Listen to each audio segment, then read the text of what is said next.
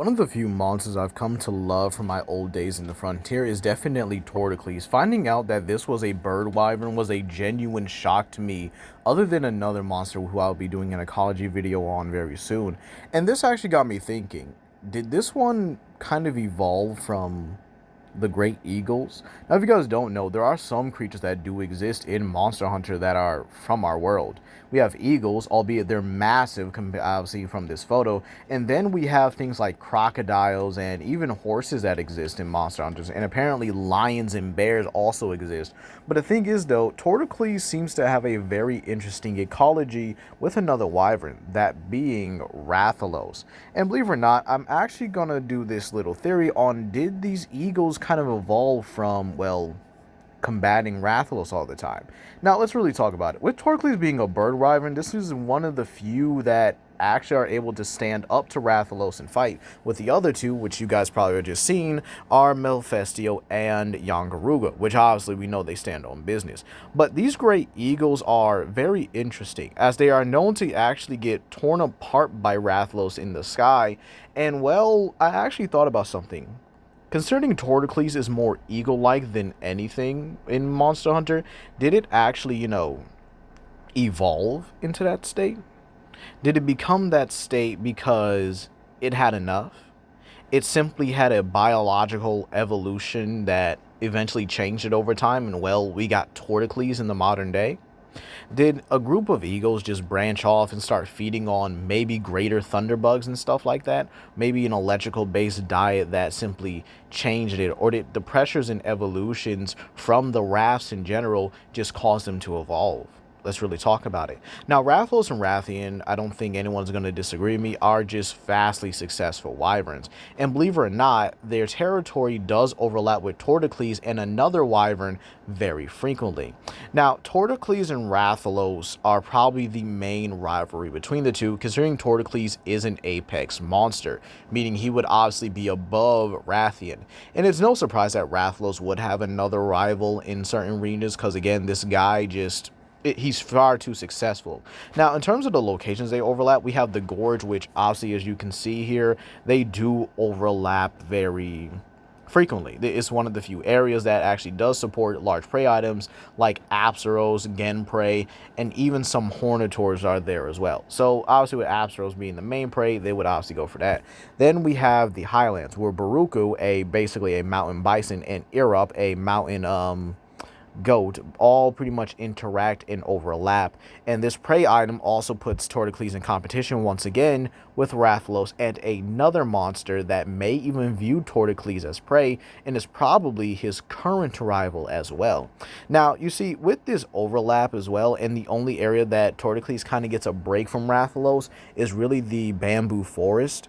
It makes me wonder how Toridcless actually came about, and this is why I actually came up with this theory. If these great eagles actually evolved into Toridcless, it makes perfect sense that these monsters or these creatures pretty much inhabited the same territory, overlapping over a certain amount of time, and eventually Toridcless needed to find a way to defend itself. So it's very possible that it did eventually develop the thunder organ or the lightning organ, which produces electricity, maybe through possible consumption of prey items. Because again, frontier monsters are very interesting. They're very weird, and that's what I love about them. They're unique in their own way. And Toridcless being a sort of eagle-like wyvern, while Yangaruga is like a crow, and then we also have the fact that Malfestio is an owl. However, one thing that is noted is that Parparia is also inhabiting these regions. Another great big threat to the likes of Rathian and, well, even Toridcless, as it would view them as prey. Now, again, if you guys have not been able to know or haven't watched it yet, go ahead and go to the Dinosaurs and Wyvern playlist, where you guys can see my Parparia Ecology video, where I actually discuss why this dude is absolutely dangerous. And believe it or not, Toridcless' weakness, despite it having a clear advantage over it, is water. Parparia is a water-based wyvern. It's one of the only few wyverns that may overlap in the region, and it's very possible it does prey on Toridcless. It probably doesn't even discriminate about what it eats. Possibly its own species may be kind of safe from it, because again, none of its attacks would probably affect its own species, unless they're like younger members and stuff like that. But again, we never know. Parparia is a very unpredictable animal, and I do think that it is the current rival of Toridcless, not only because they overlap with territory, they pretty much hunt the same things, and the fact that they kind of share the same weaknesses, or share the opposite weaknesses to each other. Plus, Parparia is adapted to hunting electrical based monsters, while Toridcless is a very good counter to the likes of Rathalos. Now, you might be asking, how do you think Rathalos pushed them this far? And again, here's the thing, right? Monster Hunter is really about monsters really balancing each other out. For example, we have the fact that Rathalos is superior to the likes of Anjanath. Anjanath is superior to the likes of Tobi-Kadachi and Great Jagras, where those two are kind of on the same level, and then there's Pookie, who as well is just below Anjanath, right? So, believe it or not, Rathalos does have a plethora of rivals. However, some of his most prominent ones are definitely the likes of Astalos and Saragios. Good old Steve and the good old Crash Out himself. These guys, I wouldn't say have like a vendetta against Rathalos, but they're definitely some of its most heated and common rivals within the old and even the new world, even in the likes of Rise's region as well. There is no doubt about it. And then there's Rathian as well.